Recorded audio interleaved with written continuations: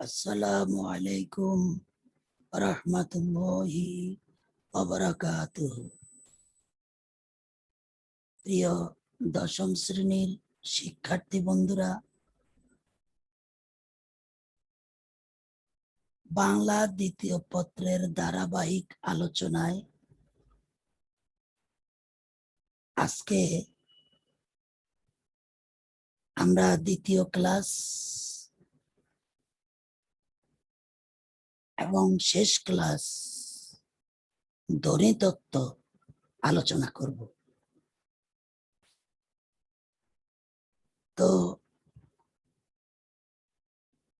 নামাজ না পড়লে যেমন মুসলমান থাকা যায় না,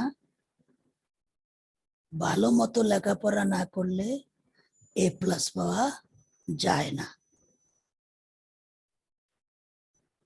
এই স্লোগানকে সামনে রেখে আমাদের আলোচনা আমরা শুরু করলাম। তো গত ক্লাসে তোমাদেরকে উচ্চারণ স্থান অনুযায়ী স্পর্শ অবলিক স্পৃষ্ট ধ্বনি 5 প্রকার এবং কি কি সেটা আলোচনা করছি। সেটার সাথে তাল মিলিয়ে আমি আজকের আলোচনা শুরু করলাম। সেটা হচ্ছে, সেখানে বলা হয়েছিল উচ্চারণ স্থান অনুযায়ী স্পর্শধ্বনি 5 প্রকার। 1 কণ্ঠ ক খ গ ঘ ঙ, 2 তালব্য যার আরেক নাম অগ্রতালজাত চ ছ জ ঝ ঞ, 3 মূর্ধন্য অবলিক পশ্চাৎ দন্তমূলীয় ট ঠ র ঢ মূর্ধন্য, 4 দন্ত অবলিক অগ্রদন্তমূলীয় ত থ দ দ দন্তন্য, 5 নম্বর হলো ওষ্ঠ ফ ফ ব ভ ম। এই যে বর্গীয় বর্ণ 25টা, এগুলো ছাড়াও আরো কিছু বর্ণের উচ্চারণ স্থান আছে। সেটা বলার আগে তোমাদেরকে আমি একটা টেকনিক শিখাইয়া দিই, যে ইনশাল্লাহ তোমাদের পড়তে হবে না। সেটা হচ্ছে, প্রথম ক খ যেগুলো সেগুলো কণ্ঠ, ক কণ্ঠ। যদি বলে কণ্ঠধ্বনি কোনগুলো, ক খ গ ঘ ঙ। যদি বলে ক খ, এগুলো কোন ধ্বনি, কণ্ঠধ্বনি। আচ্ছা, ক কণ্ঠ। চ চ ছ তালব্য, এটা তুমি যদি নাও পড়ো আপাতত বাদ রাখো, একটা কৌশল শিখাচ্ছি। চলে যাও ট ঠ, দেখো তো ট ঠর শেষে কি আছে, মূর্ধন্য, অতএব এটা মূর্ধন্য ধ্বনি, যার আরেক নাম পশ্চাৎ দন্তমূলীয় ধ্বনি। এবার আসো ত থ, এটার শেষে কি আছে, দন্তন্য, অতএব দন্ত ধ্বনি, যার আরেক নাম অগ্রদন্ত মূলীয়। এবার আসো ফ ফ উচ্চারণ করলেই ঠোঁট ব্যবহার হয় ওষ্ঠধ্বনি। বুঝতে পেরেছ? এখন ক কণ্ঠধ্বনি, চ তালব্যধ্বনি, ট মূর্ধন্য ধ্বনি, ত দন্তধ্বনি, প ওষ্ঠধ্বনি, এগুলো আমরা একেবারে ইজি ভাবে পারবো ইনশাআল্লাহ। এখন বাকি থাকলো তালব্য, আর ওই দিক থাকলো চ ছ। তাহলে চ ছ তালব্য যদি তুই নাও মুখস্থ করো, ওই 4টার 3টা থাকবে আর চ ছ থাকবে, ওই 3টা তো তুমি পারোই। কেমনে পারো?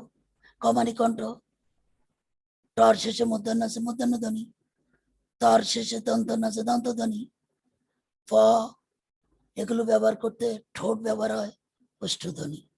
আচ্ছা, এবার আসো, এই বর্গীয় বর্ণ ছাড়া আরো কিছু বর্ণ আছে, আমরা নামকরণ দিয়ে এটা সাইজ করব। যেমন দেখো, ক খ লগে আর কেউ নাই, এরাই 5টাই বর্গীয় বর্ণ, 5টি। দেখো, ওগুলোর নামকরণ মধ্যে তুমি অনেকটা খুঁজে পাইবা। তুমি আমারে বলো তো, তালব্য স যেটা, সেটা কোনটার ভিতরে হতে পারে?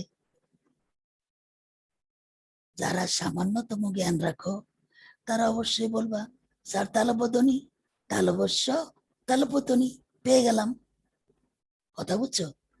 এবার আসো তো, জ কুন্দনি ছিল, জ জ, তুমি অবশ্যই বলবা তালবদনি। জ গুলো যখন তালবদনি, তখন অন্তস্থ জ যেটা আছে সেটাও তালবদনি, একই তো নাম, কই যাইবো আর? কথাটা বুঝতে পেরেছো? এইবার আরেকটা আছে অন্তস্থ, অন্তস্থীয় জ আর অন্তস্থের মধ্যে পার্থক্য নিচে একটা কি বিন্দু, অতএব এটাও তালব্য ধ্বনি। তাহলে বর্গীয় ধ্বনি 5টা, তালব্য ক, চ ছ জ জ ইয়, আর তালবস্য, অন্তস্থ জ, অন্তস্থ, এগুলো তালব্য ধ্বনি। এই মোট 8টা আমরা তালব্য ধ্বনি পেলাম।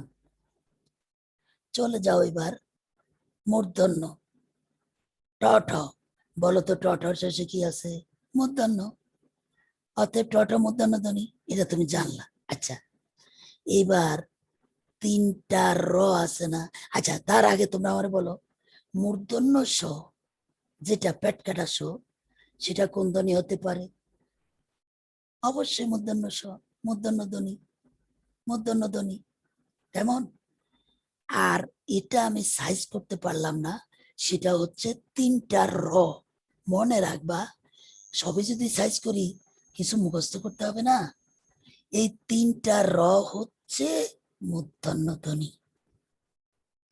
তাহলে বর্গীয় ধ্বনি 5টা, মূর্ধন্য স আর 3টা 4টা, মোট 9টা হলো।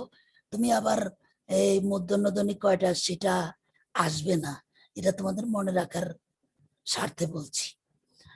তাহলে মূর্ধন্য ধ্বনি হলো ট ঠ ড ঢ মূর্ধন্য, আর এগুলো ছাড়া মূর্ধন্য স, যাকে বলে পেট কাটা স। তারপরে তোমার 3টা র, বয় শূন্য র, ঢয় শূন্য র, ঢয় শূন্য র, এই 3টা র মূর্ধন্য ধ্বনি। চলে আসো দন্ত, ত ত ত ত ত দ দ দন্তন্য, দন্তন্য যেখানে আছে দন্ত ধ্বনি, সোজা 5টা শেষ। আরেকটা বলো তো, দন্ত স কোন ধ্বনি হতে পারে? অবশ্যই বলবা দন্ত, দন্ত ধ্বনি, দন্ত স দন্ত ধ্বনি, কে না পারে? এটার সাথে তোমরা আরেকটা একটু মনে রাখো বা মুখস্থ করো, সেটা হচ্ছে ল, লটাও দন্তধ্বনি, লটাও দন্তধ্বনি। এই যে তোমাকে উচ্চারণ স্থান আমি শিখালাম, যারা একটু খেয়াল করছে আমার মনে হয় এখনই মুখস্থ হয়ে গেছে। প্রথমে হচ্ছে ক, বর্গীয় ধ্বনিগুলো কণ্ঠ, অতিরিক্ত কেউ নাই, 5টাই। চ, বর্গীয় ধ্বনিগুলো তালব্য, অবলিক অগ্র তালুজাত, বর্গীয় ধ্বনি ছাড়া তালবস্য, অন্তস্থীয় জ, অন্তস্থ। মূর্ধন্য ধ্বনি ট ঠ ড ঢ মূর্ধন্য, কেন? শেষে মূর্ধন্য আছে তো, মূর্ধন্য স মূর্ধন্য ধ্বনি। এটার সাথে 3টা র আমাদের মনে রাখতে হবে। এবার আসো দন্ত ধ্বনি, ত ত দ দ দন্ত, দন্তন্য, দন্ত ধ্বনি। এটার সাথে 2টা মনে রাখতে হবে। দন্ত তো দন্ত বলবাই, মনে রাখার কিছু নাই, উপস্থিত ক্ষেত্রেই পারবা। আরেকটা তোমাকে মুখস্থ করতে হবে বা মনে রাখতে হবে, ল দন্ত ধ্বনি। আমার মনে হয় ইনশাল্লাহ আমি তোমাদেরকে মুখস্থ করাতে পেরেছি। যাই হোক, তো এবার আসো উচ্চারণের স্থান অনুযায়ী বর্ণগুলো কোথায় কোথায় থেকে উচ্চারণ হয় আমরা সেটা শিখলাম। এবার কয়েকটা অবজেক্টিভ লিখে নাও। লেখো, রিকে বাংলা ভাষায় স্বীকার করা হয় না। রিকে, ঋণ লিখতে, যেটা রিকে বাংলা ভাষায় স্বীকার করা হয় না, এটি সংস্কৃত নিয়ম অনুযায়ী বাংলায় ব্যবহার হয়। তোমরা যখন জিজ্ঞেস করবে বাংলা ভাষায় কোন বর্ণকে স্বীকার করা হয় না, রিকে। তারপরে অবজেক্টিভ, খণ্ডত প্রকৃত প্রস্তাবে আলাদা বর্ণ নয়। খণ্ডত প্রকৃত প্রস্তাবে আলাদা বর্ণ নয়, এটি তয়ের হসন্ত রূপ। খণ্ডত প্রকৃত প্রস্তাবে আলাদা বর্ণ নয়, এটি তয়ের হসন্ত রূপ। তারপর অবজেক্টিভ লেখো, অন্তস্থীয় জ যখন শব্দের মাঝে ব্যবহার হয় তখন সেটি অন্তস্থ হয়ে যায়।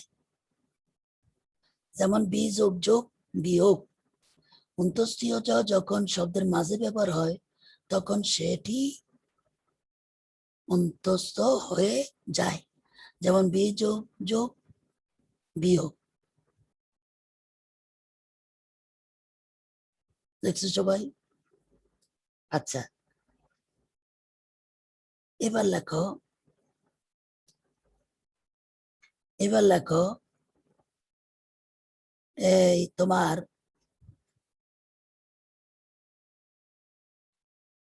অন্তস্থীয় জ না কোনো শব্দের শেষে বিসর্গ থাকলে সেটি উচ্চারণ হয় না। তারপরে অবজেক্টিভ, হ এর উচ্চারণ প্রাপ্ত ধ্বনি বিসর্গের মতো। যেমন দেখো বাহ, বেকার বাহ হ বাহ, এটার যদি তুমি বেকার বাহ বিসর্গ দিয়ে লেখো তাও হবে। লিখছো? আচ্ছা, তারপরে এইবার আসো ধ্বনিতত্ত্বে কোন বর্ণ কয়টি। বইতে এক একটা একখানে দেওয়া আছে, আমি তোমাদেরকে একটু সাইজ করে এক জায়গায় দিলাম। তো শিরোনাম দাও, প্রথমে লেখো 5টি, মানে বানান করেও লিখতে পারো, অঙ্কেও লিখতে পারো।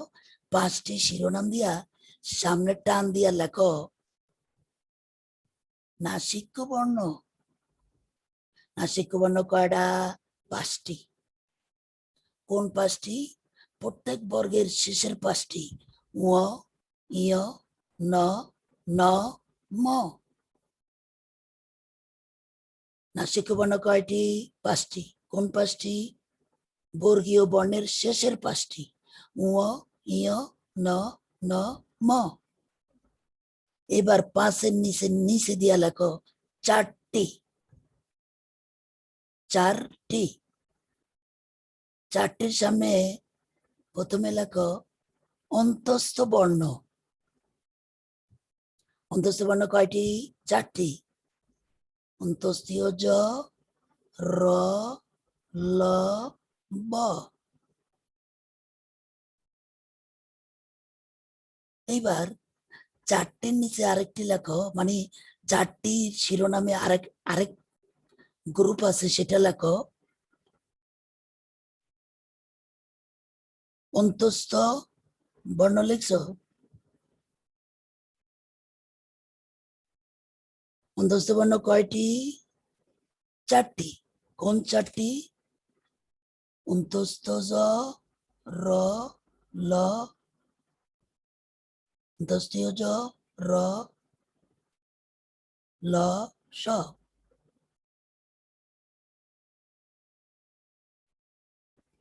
জর ল ব, জর ল ব, এইভাবে মনে রাখবা। জর ল ব, অন্তস্থীয় জ, র, ল, ব। এবার ওই 4টি আবার লেখো উৎসধ্বনি। উৎসধ্বনি 4টি, 3টা স, তালবস্য, মূর্ধন্য স, দন্তস্ব, হ। উৎসধ্বনি লিখছো? 4-এর ঘর শেষ। এবার 4-এর নিচে লেখো 3টি। 3টির সামনে লেখো পরাশ্রয়ী বর্ণ, অনুস্বার, বিসর্গ, চন্দ্রবিন্দু।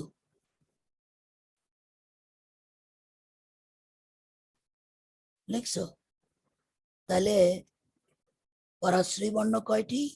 3টি। এটি পরের আশ্রয় থেকে শব্দ গঠন করে। কোন 3টি? অনুস্বার, বিসর্গ, চন্দ্র, বিন্দু। এবার লেখো পরশ্রী বর্ণ শেষ। এবার লেখো শীষ ধ্বনি বা বর্ণ। শীষ ধ্বনি বা বর্ণ তিনটা স। শীষ ধ্বনি, যদি এটার সাথে হ দাও উৎস ধ্বনি। বুঝতে পারছো? গেল তিনটি শিরোনাম শেষ। এবার নিচে দিয়ে লেখো দুইটি। দুইটির সামনে লেখো ডয় শূন্য র, ঢয় শূন্য র। দুইটি আর কেউ নাই। এবার লেখো একটি। সামনে লেখো পার্শ্বিক ল। পার্শ্বিকের নিচে লেখো কম্পন জাত বয় শূন্য র। কম্পন জাত বয় শূন্য র।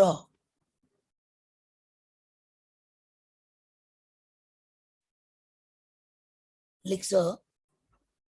তাহলে দেখো বইতে এক এক জায়গায় এক এক রকম আছে, কিন্তু আমরা এক জায়গায় নিয়ে আসলাম। ইনশাল্লাহ এখন মনে থাকবে। আচ্ছা, এইবার আসো আমরা অধ্বনি আর এ ধ্বনির বিবৃত আর সংবৃত উচ্চারণগুলো শিখব। তো লেখো স্বরে অ স্বরধ্বনির দুই রকম উচ্চারণ পাওয়া যায়। এক, বিবৃত অবলিক স্বাভাবিক। দুই, সংবৃত অবলিক অস্বাভাবিক। আচ্ছা, এইবার আমরা অধ্বনির দুই রকম উচ্চারণ বুঝলাম, কিন্তু বিবৃত উচ্চারণ কেমন, সংবৃত উচ্চারণ কেমন, কিভাবে জানবো? তো এখানে দেখো দুইটা বিষয় আছে, বিবৃত আর সংবৃত। আমরা একটা শিখবো, যখন দেখবো যে একটা হচ্ছে না তখনই বুঝবো সেটা সংবৃত। নচেত দুইটাই যদি তুমি শিখতে যাও তাহলে তুমি পরীক্ষার হলে এলোমেলো হয়ে যেতে পারে। তো এবার শিরোনাম দাও, স্বরে অ স্বরধ্বনির বিবৃত উচ্চারণের নিয়ম। এই নিয়মের আওতায় যখন হবে তখনই তুমি বুঝবা এটা বিবৃত উচ্চারণ অয়ের, অর্থাৎ স্বাভাবিক উচ্চারণ। এক নম্বর দিয়ে লেখো, কোন শব্দে অ এর অর্থ না বোধক হলে, কোন শব্দে অ এর অর্থ না বোধক হলে ওই শব্দের অধ্বনির উচ্চারণ বিবৃত হয়। যেমন অমিল, অর্থ না বুঝাইছে, মিল নাই। অজানা, জানা নাই, না বুঝাইছে। দেখা মাত্রেই যত শব্দ বাংলা ভাষায় আছে, তুমি যদি দেখো যে অ প্রথমে আছে এবং না বুঝাইছে, তুমি দিবা বিবৃত উচ্চারণ। দুই নাম্বার, কোন শব্দে অ এর পর ব্যঞ্জন ধ্বনি থাকলে, কোন শব্দে অ এর পর ব্যঞ্জন ধ্বনি থাকলে এবং ওই ব্যঞ্জনের সাথে অ অবলিক আ থাকলে ওই শব্দের অধ্বনির উচ্চারণ বিবৃত হয়। তোমার পরীক্ষায় দিল অমা নিশা, তুমি প্রথমে দেখো অর্থ না বুঝাই নাই, দ্বিতীয় পয়েন্টে চলে যাও, স্বরেও তারপরে আছে ম ব্যঞ্জন ধ্বনি, ময়ের লগে আকার আছে, অতএব এটা বিবৃত উচ্চারণ। কিন্তু যদি তোমার দিত কবু। তো কয়ের সাথে যে অ আছে ওটা নিয়ে প্রশ্ন করছে। এবার দেখো এর সাথে কি আছে ব, বয়ল কি আছে রস্যকার, কিন্তু অবা নেই, অতএব এটা বিবৃত নয়। বিবৃত না হইলে সংবৃত। কিন্তু যখন তোমার দিল কত, অ এর সাথে যেটা আছে সেটা, ক এর সাথে যেটা আছে সেটা, এই অ এর পরে কি আছে ত, ত এর সাথে কি আছে অ, অতএব বিবৃত। তোমার দিল কথা, ক এর পরে থ, থ এর সাথে অ আছে, ক এর সাথে যে অ আছে এ অ এর পরে ব্যঞ্জন ধ্বনি আছে থ, থ এর সাথে আছে আকার, অতএব বিবৃত। বুঝা যায় না যায় না? যে না বুঝছো হাত তোলো। ইনশাল্লাহ সবাই বুঝে গেছো, আলহামদুলিল্লাহ। এবার আসো দেখো আরেকটা উদাহরণ দিয়ে আমি এখান থেকে চলে যাচ্ছি। সেটা হচ্ছে তোমার যখন দিল অতি, তুমি প্রথমে চিন্তা করো অ তো কোনো নাবোধক না। এবার দেখো এর পরে কি আছে ত, তর সাথে কি অবা আছে? নাই, অতএব বিবৃত নয়। বিবৃত না হলে কি সংবৃত। এই দুইটা ছাড়া অন্য কিছু চিন্তা করবাই না। এবার আসো 3 নাম্বার।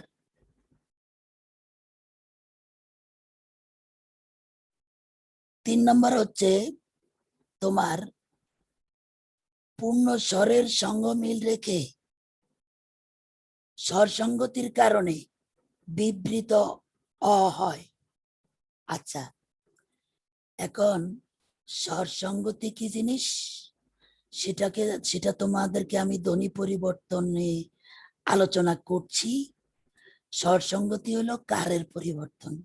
একটা শব্দে একটা কারের পরিবর্তে আরেকটা কার হলে সেটাই স্বর সঙ্গতি। পূর্ব স্বরের সঙ্গে মিলে কলম, কলম, কলম পূর্ব স্বরের সাথে মিলে গেছে, অতএব এটা বিবৃত উচ্চারণ।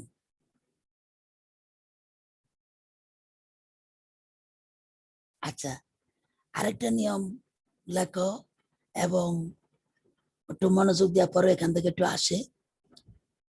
রি ধ্বনি, এ ধ্বনি, ওই ধ্বনি, ও ধ্বনির পরবর্তী অ বিবৃত হয়। রি ধ্বনি, এ ধ্বনি, ওই ধ্বনি, ও ধ্বনির পরবর্তী অ বিবৃত হয়।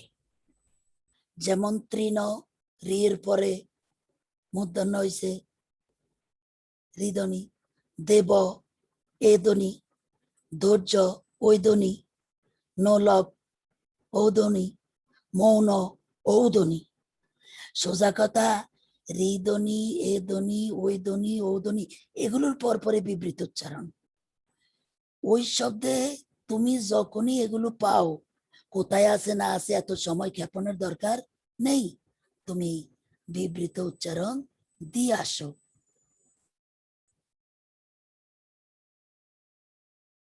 শেষ নিয়মটা লেখো, ওইটাই শেষ নিয়ম। অনেক সময় রস্বই ধ্বনির শব্দের অ বিবৃত হয়, যেমন গঠিত, জনিত ইত্যাদি। প্রিয় শিক্ষার্থী বন্ধুরা, এটা কিন্তু তুমি অন্যভাবে পড়লে অনেক কঠিন, কিন্তু ইনশাল্লাহ আমি যেভাবে তোমাদেরকে একটু টেকনিক খাটায়া বলে দিলাম, তুমি এই কয়টা যদি মনে রাখো, এই নিয়মের বাইরে যখন আসবে তখনই তুমি বুঝবো এটা সংবৃত। তবে এখানে নিয়ম সবচেয়ে বেশি আসে 1, 2 আর তোমার রি ধ্বনি, এ ধ্বনি, ওই ধ্বনি, এই 4 নাম্বারটা। এবার অধ্বনির সংবৃত উচ্চারণ আমরা পড়ব না, সময় নষ্ট করব না।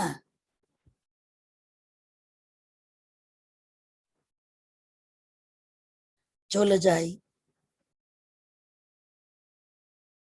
আমরা, এরপরে যাব এ ধ্বনি।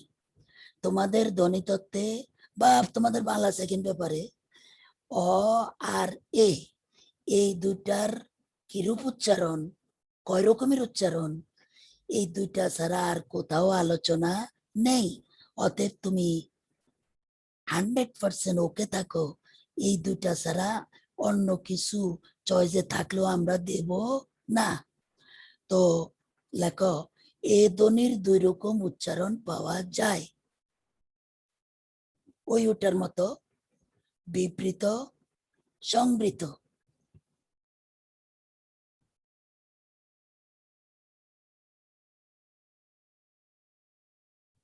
এবার একটা অবজেক্টিভ লেখো, অধ্বনির বিবৃত উচ্চারণ কেবল শব্দের আদিতে পাওয়া যায়। অধ্বনির বিবৃত উচ্চারণ কেবল শব্দের আদিতে পাওয়া যায়।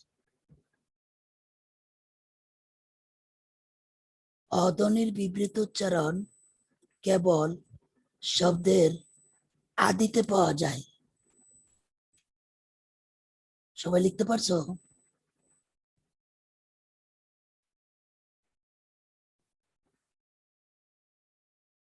আচ্ছা, এইবার 2 নম্বর দিয়া লেখো, 2 অক্ষর বিশিষ্ট সর্বনাম ও অব্যয় পদে এ ধ্বনির উচ্চারণ বিবৃত হয়। 2 অক্ষর বিশিষ্ট সর্বনাম ও অব্যয় পদে এ ধ্বনির উচ্চারণ বিবৃত হয়। যেমন কেন, হেন, এখন, এত। এত, এখন, কেন, যেন। এখন 2 অক্ষর বিশিষ্ট সর্বনাম কাকে বলে তোমরা জানো? বিশেষের পরিবর্তে যে পদ বসে, অর্থাৎ যে পদের বিকল্পে অন্য কিছু বোঝায়। যেমন এখন বলতে একটা সময় বোঝায়, কিন্তু এখন একটা সর্বনাম, আর এখনে 2টা অক্ষর আছে। তোমাদেরকে আমি এই তোমার ধ্বনিতত্ত্বে অক্ষর চিনাইছি, কিন্তু বর্ণ, অক্ষর, ধ্বনি। তাহলে এখন 2 অক্ষর এবং সে সর্বনাম, অতএব বিবৃত উচ্চারণ। অব্যয়গুলো দেখো, কেন, এটা একটা অব্যয়, যার পরিবর্তন নাই, সেটা হলো অব্যয়। তো কেন 2 অক্ষর বিশিষ্ট, এটাতে এটাও বিবৃত উচ্চারণ। 3 নম্বরে লেখো, অনুস্বার ও চন্দ্রবিন্দু যুক্ত ধ্বনির আগের এ ধ্বনি বিবৃত হয়। অনুস্বার চন্দ্রবিন্দু যুক্ত ধ্বনির আগের এ ধ্বনি বিবৃত হয়। সোজা কথা আমি তোমাদেরকে আমার ভাষায় বলবো, যেই শব্দে দেখবা অনুস্বার অথবা চন্দ্রবিন্দু আছে, তুমি তখনই বুঝবা এটার এ ধ্বনি বিবৃত, এটার এ ধ্বনি বিবৃত।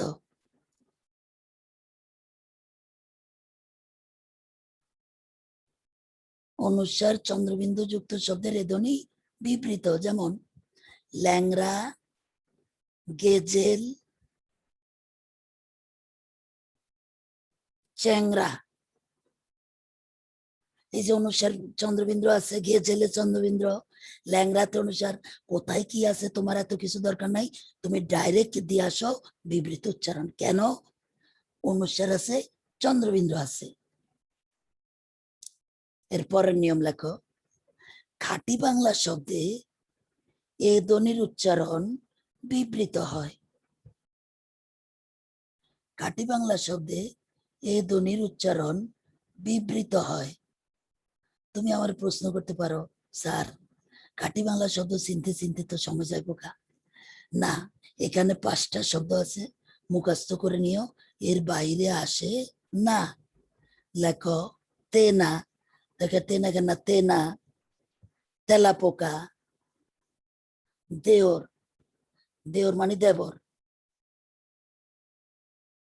খেমটা ওই যে গানের রাগের নাম। ডেপসা, মুখবয়ব, ডাইকা ডে প দন্ত শাখা সা, ডেপসা খাইকার খেয়ে মটাকাটা খেমটা তেনা তেলাপোকা দেওর খেমটা ডেপসা এগুলো 5টা শব্দ আছে এর বাইরে আসবে না। তারপরের নিয়ম লেখো 1, 11, 13 এই সংখ্যাবাচক শব্দের এ ধ্বনির উচ্চারণ বিবৃত হয়। 1, 11, 13 এই সংখ্যাবাচক শব্দের এ ধ্বনির উচ্চারণ বিবৃত হয়।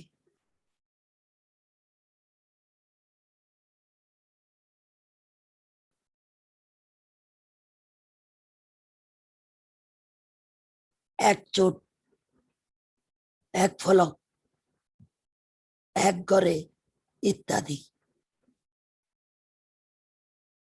তারপরে নিয়ম লেখো ধাতুর সাথে ক্রিয়াপদের মূল অর্থাৎ ধাতুর সাথে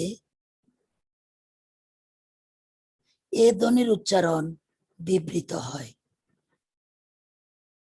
ক্রিয়াপদের মূল অর্থাৎ ধাতুর সাথে এ ধ্বনির উচ্চারণ বিবৃত হয়। তোমাদের যে আলাদা একটা চ্যাপ্টারে আছে ধাতু, ওখানে তুমি পড়লে বুঝতে পারবা যে ধাতু কি। ওই ধাতু সাথে যদি এ হয় তখনই বুঝো এটা বিবৃত। যেমন খেল, দেখ,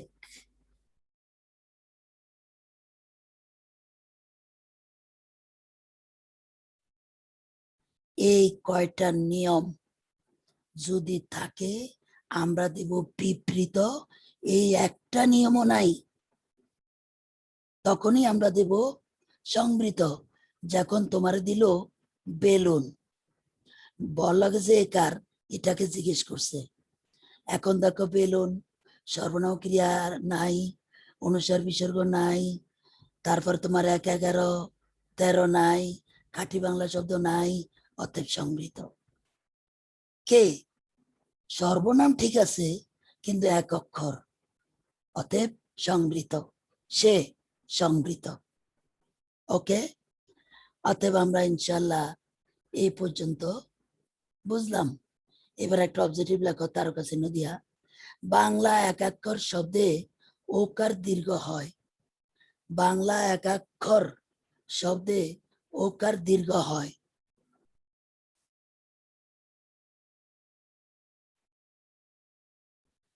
মানে যেমন দেখো খোলো, খোকর খো, ওকার খোল দীর্ঘ হয়েছে খোল। আর যদি খোলা বলতা তাড়াতাড়ি হইতো। বুঝতে পারছো? মনে রাখবা।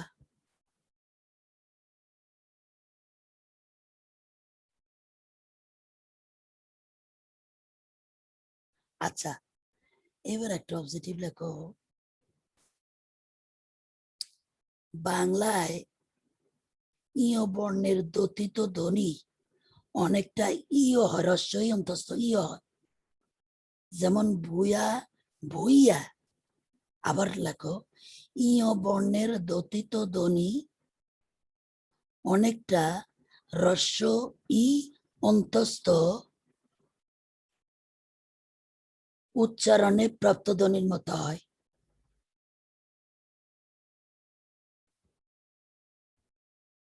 যেমন লেখো বর্ষের বউ ই অন্তস্থা ভুইয়া।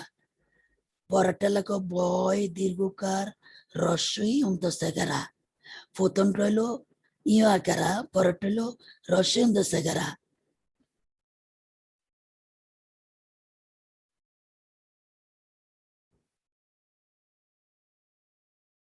আচ্ছা, তোমরা সবাই আশা করি ইনশাআল্লাহ এই পর্যন্ত লিখতে পেরেছ।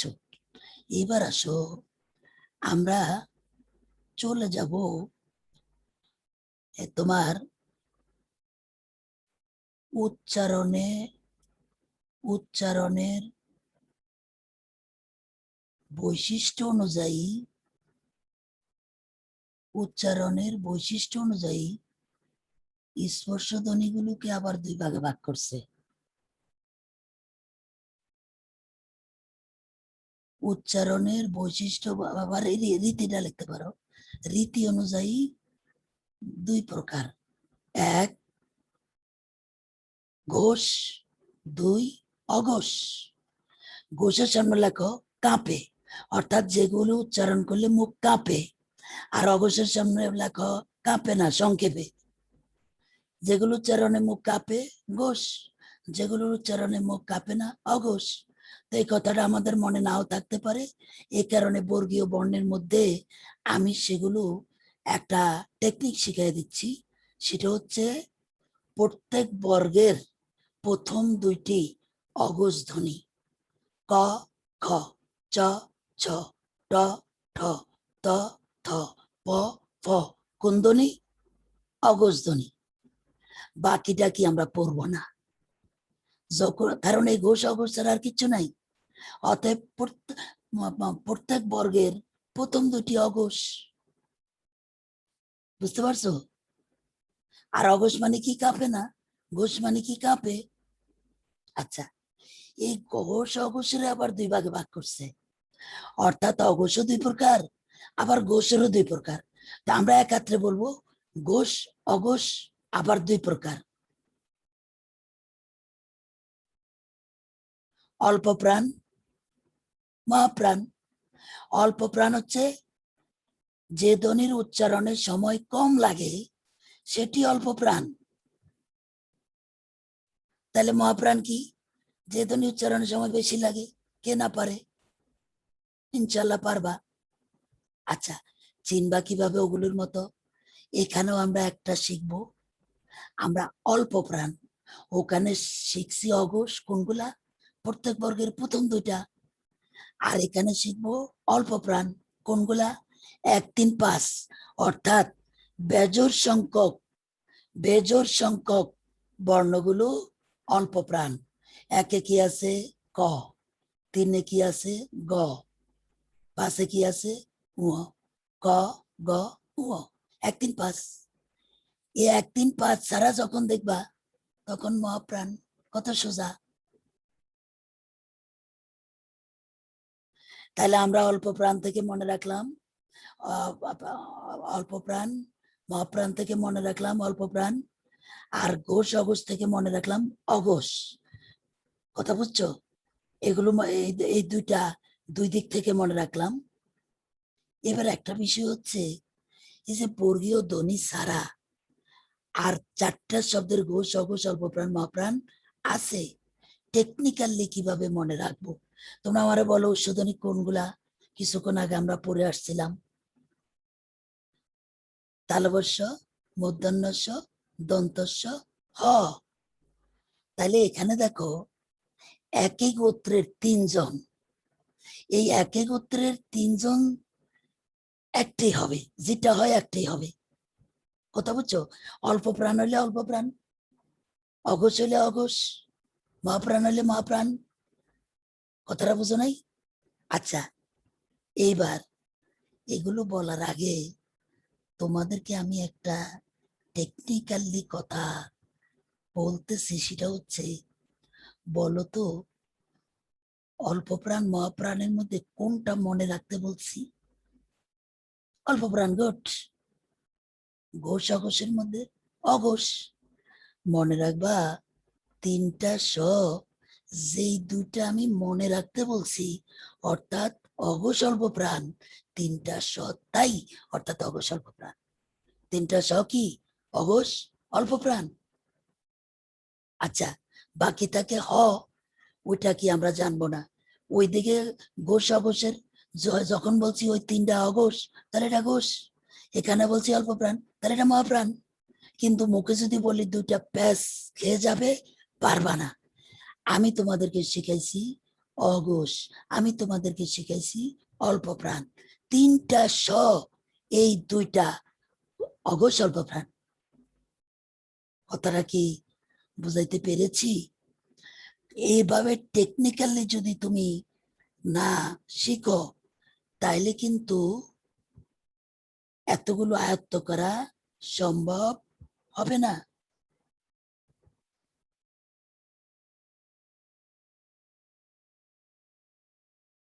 সবাই লিখতে পেরেছো? এবার লেখো, বাংলা ভাষায় একটি অসুবিধা আছে। বাংলা ভাষায় একটি অসুবিধা আছে, সেটি হচ্ছে যুক্তবর্ণ।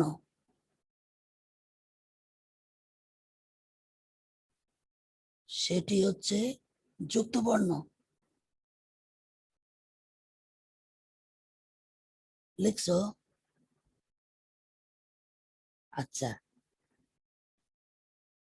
এবার একটা জিনিস খেয়াল করো তো, বটা দুই জায়গায় আছে। তুমি বর্গীয় ব প ফ ব বলছো, ব, কিন্তু চেহারা এক। আরেকটা ব হচ্ছে অন্তস্তীয় ব, অন্তস্থ ব, দুটোটার চেহারা এক। এখন তোমার যদি জিজ্ঞেস করে নিচের কোন বর্ণটির দুটি রূপ আছে, এই ব। কথাটা বুঝতে পারছো? আচ্ছা, এবার আমরা সংযুক্ত বর্ণগুলো কিছু যেগুলো কঠিন সেগুলো একটু ভেঙে দেই। প্রথমে লেখো ক্ষীয়, ওই যে কক্ষ শিক্ষক লিখতে যে ক্ষীয়, সেখানে আছে সমান সমান দিয়ে লেখো ক যোগ মূর্ধন্য স, ক যোগ মূর্ধন্য স, ক্ষীয়। তারপরে যেগুলো সোজা সেগুলো আমি দিব না, সেগুলো ইনশাল্লাহ তোমরা পারবা। জ্ঞান লিখতে যেটা, সেটা লেখো জ্ঞান, লিখতে যে যুক্ত বর্ণ, সেখানে হলো জ যোগ ইয়, জ যোগ বর্গীয় জ যোগ ইয়। তারপরে ইয় চ, অর্থাৎ সঞ্চয় লিখতে যেই যুক্ত বর্ণ, সঞ্চয় যে যুক্ত বর্ণ, সেখানে আছে ইয় যোগ চ, ইয় যোগ চ। তারপরে লাঞ্ছনা লিখতে যে যুক্ত বর্ণ আছে, সেখানে আছে ইয় যোগ ছ, যেমন বাঞ্ছা, বাঞ্ছিত, বাঞ্ছনীয়, এখানে আছে ইয় যোগ ছ। ব্যঞ্জন লিখতে যে যুক্ত বর্ণ আছে ব্যঞ্জন, এখানে আছে ইয় যোগ জ।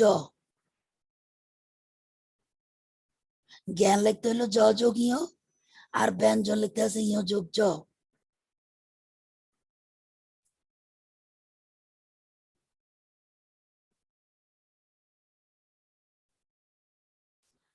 আর লাস্টে লেখো উষ্ণ লিখতে যে যুক্ত বর্ণ আছে উষ্ণ, লেখো মূর্ধন্য স যোগ মূর্ধন্য ন, মূর্ধন্য স যোগ মূর্ধন্য ন।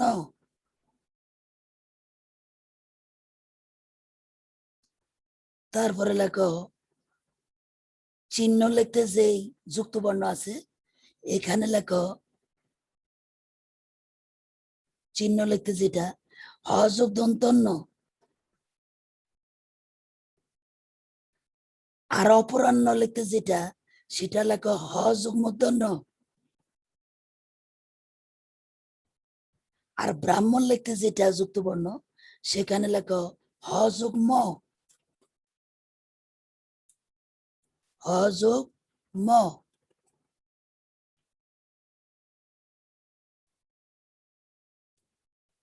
প্রিয় শিক্ষার্থী বন্ধুরা, এই ধ্বনি তত্ত্বটা থেকে প্রশ্ন আসে না এমন কোনো বছর যায় না, দুই তিনটা প্রশ্ন অবশ্যই থাকে। এই কারণে তোমারে আমি টেকনিক্যালি জিনিসগুলো শিখিয়ে দিলাম, তুমি খাতাটা কাছে রেখো, আমার লেকচারটা মাঝে মাঝে শুনো, দেখবা ইনশাল্লাহ তোমার আয়ত্তে সবকিছু চলে যাবে। তো আমাদের আলোচনা আজকে এই পর্যন্তই। সবাইকে নামাজ পড়ার তাকিদ দিয়ে আজকের জন্য এখানেই শেষ করছি। আল্লাহ হাফেজ।